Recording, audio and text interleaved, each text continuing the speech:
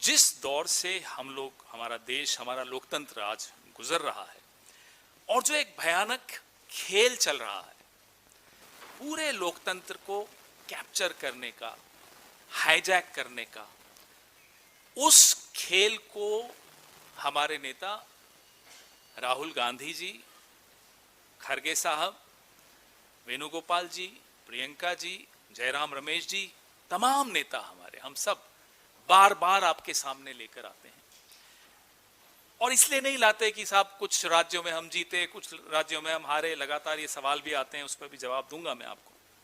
2024 में मुझे याद है मैं और जयराम रमेश जी इसी मंच पर बैठे थे, हरियाणा का चुनाव का नतीजा आया था, तब भी हमने कुछ इंगित किया था। उसके बाद राहुल जी ने एक बहुत विस्तृत प्रेस वार्ता की हरियाणा के वोट चोरी के विषय में।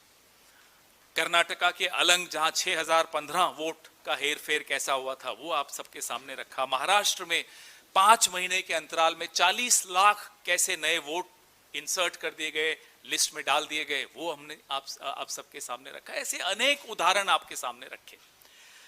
तो ये कोई पहली बार नहीं है कि हम लोग आपके सामने वोट चोरी की बात कर रहे हैं।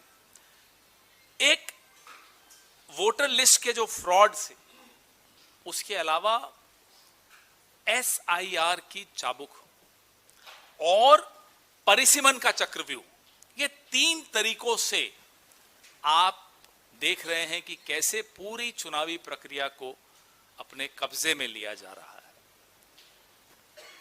ये इस देश में और हमारे जैसे लोकतंत्र के इतिहास में, अगल बगल के देशों का मैं नहीं उदाहरण लेना चाहता, मैं नहीं चाहता भारत की तुलना हमारे अड़ोस पड़ोस के देशों से करूं, लेकिन ये कहीं देखने को नहीं मिलता जहां भी एक परिपक्व और स्वस्थ लोकतंत्र है। हमारे देश में एक परिपक्व और स्वस्थ लोकतंत्र रहा है, उसमें इस तरह का 3 तरफा हमला, मुझे लगता है, हम सबको लगता है कि जो लोकसभा के परिणाम थे, जिसमें एक माइनॉरिटी सरकार चलाने पर नरेंद्र मोदी जी को विवश कर दिया, उसके बाद एक षड्यंत्र रचा गया कि कैसे चुनावी सिस्टम को पूरी तरह से ध्वस्त कर दिया जाए।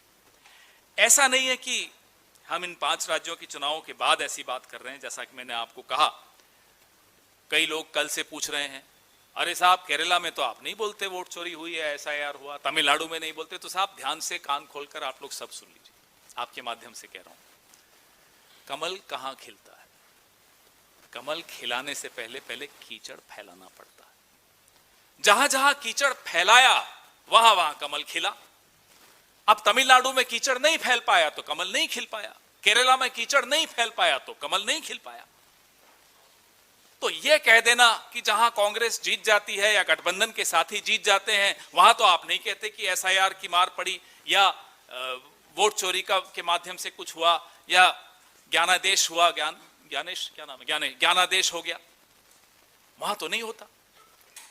तो कारण आपने सुन लिया, कमल के लिए कीचड़ आवश्यक। केरला में 1 से 3 सीटें या 2 सीटें जितनी भी अब इनकी बड़ी हैं, हर जगह प्रयास किया जाएगा कि पहले कीचड़ फैलाया जाए।